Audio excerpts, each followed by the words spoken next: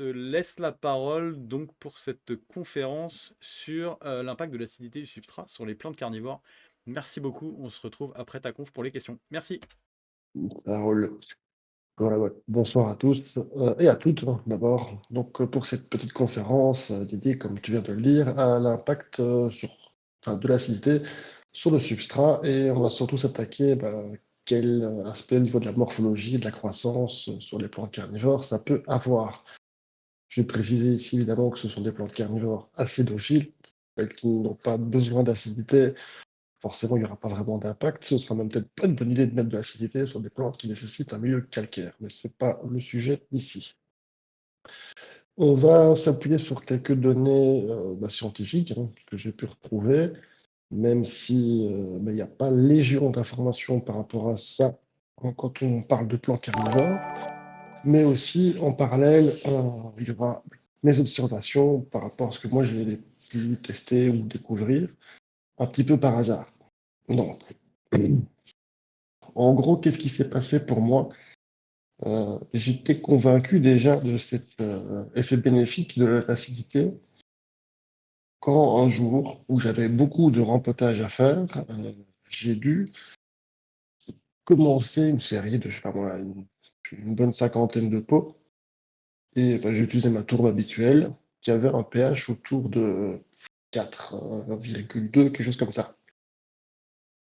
Comme d'hab, tout se passe bien pour celle-là, mais je tombe à court. Et voilà, histoire de terminer dans la journée ce que j'avais commencé, je suis vite allé dans une jardinerie.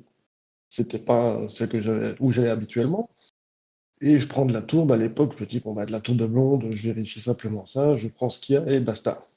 Donc, je regarde juste, une fois que le pH, sans trop d'importance, c'était à 5,6. Ce qui se passe, je termine tous mes pots, voilà, je termine avec ça.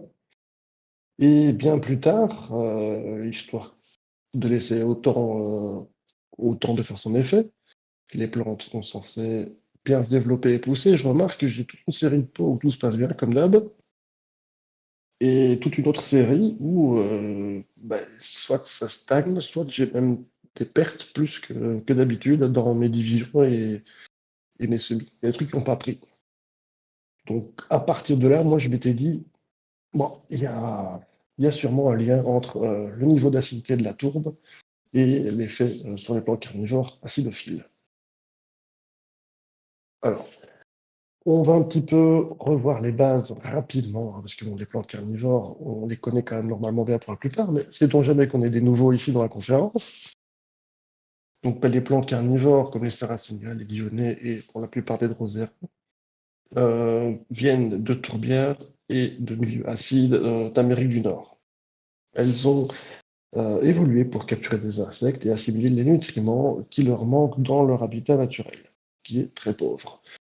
Donc, comme je disais, ce sont des plantes qui vivent dans des lieux acides et on indique généralement que ces plantes préfèrent évoluer dans un milieu où le pH est généralement compris entre 3,5 et 5,5.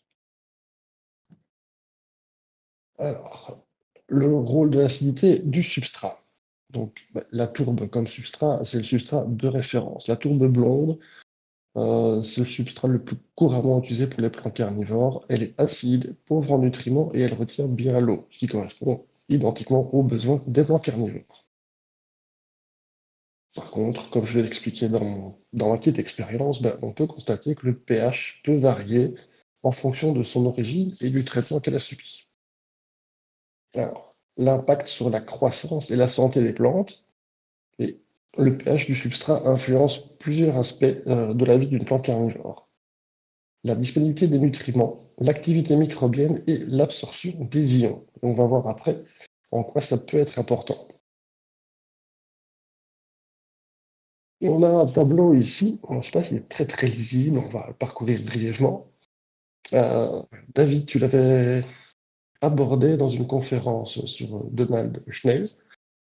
Donc l'article c'était Repeat and Repeat, je traduis ici pour la petite blague, on tourbe et retourbe. Et donc on voit en fait que en fonction du pays, Canada, Allemagne ou Michigan, c'est le nord des États-Unis, on a des propriétés. et des composants dans la tourbe qui ne sont pas du tout les mêmes. L'acidité peut aller de 4,2 à 5,2 par exemple. On a pas mal d'éléments différents. On a aussi l'élément comme le manganèse et le fer ferrique qui sont à zéro. Alors, là, il y a eu plusieurs interprétations. Pourquoi c'est à zéro alors que les plantes ont besoin de manganèse quand même pour le développement et de fer à état ferrique? Soit c'était parce qu'à l'époque, les appareils de mesure n'étaient pas capables de déceler en faible quantité ou correctement ces éléments. Bon, ça, on ne le saura jamais parce que je n'ai pas trouvé de traces par rapport à ces précisions. Mais également parce que le fer, par exemple, est trouvé lié dans la tourbe à d'autres éléments.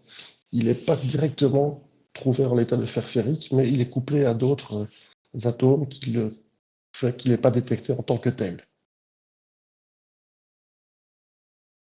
Alors, l'effet du pH sur la morphologie et la coloration. Donc là, on va plutôt voir un peu ce qui se passe au niveau de la croissance et de la taille. Un substrat trop alcalin, donc avec un pH supérieur à 6, va limiter la croissance des plantes carnivores. Donc, en effet, un pH élevé réduit la disponibilité du fer et du manganèse, ce qui peut provoquer une chlorose. Donc ça, c'est souvent ce qu'on a comme effet, c'est le jaunissement des feuilles. Donc ça réduit la photosynthèse et au final, la plante va ralentir sa croissance. À l'inverse, un pH trop bas, en dessous de 3, et là, il faut vraiment y aller, c'est peu toxique, évidemment, parce que l'acidité, ça va finir par brûler les racines. Un petit peu pour boire un petit coup, parce que là, ça c'est cher.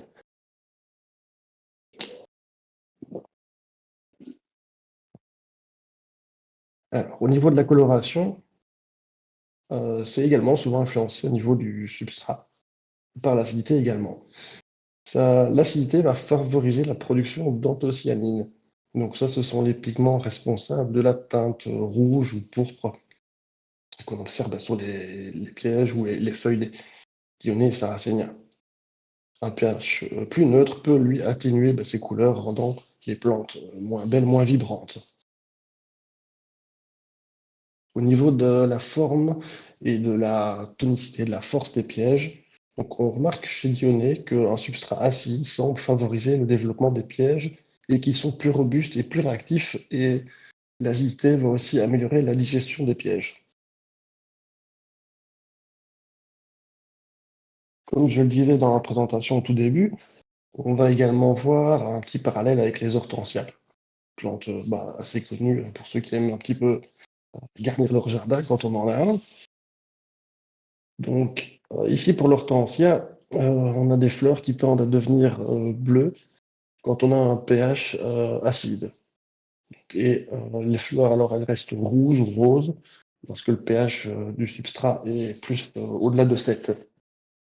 Donc c'est un phénomène bien connu par les amateurs de cette superbe plante que je vous conseille d'essayer. Vous avez des zones acides, on peut planter des hortensias, vous allez voir, c'est super joli. Alors, une petite expérience, voilà. Moi, c'est ce que j'avais fait sans le vouloir, hein. Mais vous pouvez essayer de répéter ça chez vous. C'est de faire différents pots. Donc, vous testez, évidemment, il faut différentes tourbes, différentes sources.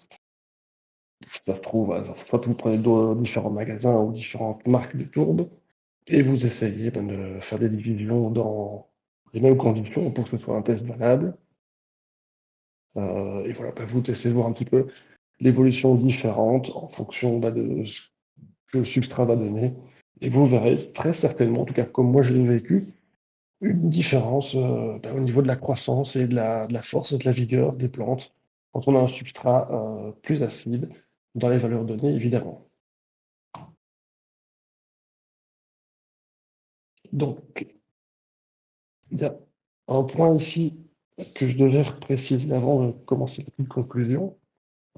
C'est lorsque le substrat est bien acide, avec un niveau d'acidité donc, correct, plus proche des 4, par exemple, c'est une bonne valeur, 4,2.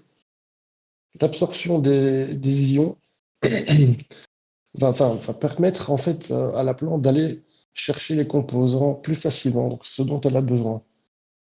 C'est souvent ça en fait qui va jouer une plus grosse importance. C'est que vu que le milieu est acide, certains éléments comme le manganèse et le fer vont être absorbés plus efficacement et la plante va pouvoir vraiment les chercher sans trop forcer, sans trop épuiser les composants chimiques, en tout cas les substrats, dans le substrat.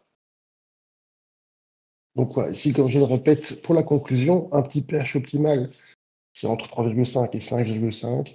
En dessous, c'est trop acide. Au-dessus, ça devient vraiment trop neutre. L'effet du pH, donc à nouveau, la croissance, la coloration, la santé, c'est ce que je viens de vous expliquer. Donc il y a effectivement tout un cycle de croissance qui est bien meilleur et tout en découle en fait de ça. Donc l'important, c'est de surveiller et d'ajuster le pH. Il existe quelques petits appareils, quelques petits moyens de tester le pH d'un substrat, mais on peut également, avec un surfaçage adapté, maintenir une acidité correcte avec de la sphène vivante ou un peu d'écorce de pin parfois aussi, qui en décomposant un petit peu va lâcher l'acidité et maintenir un niveau d'acidité très correct dans votre substrat. Avant de redonner la parole à David, donc ici, je vous laisse un petit peu les éléments que j'ai fouillés pour vous donner ces informations. Donc, on a différents bouquins, tout ce que j'ai trouvé à peu près sur le net. Donc, des références aussi sur les hortensias et le pH. Et puis surtout l'article très intéressant qui date d'il y a très très longtemps dans une newsletter, Pete and Repeat, de Donald Schnell, que je saurais que vous conseiller.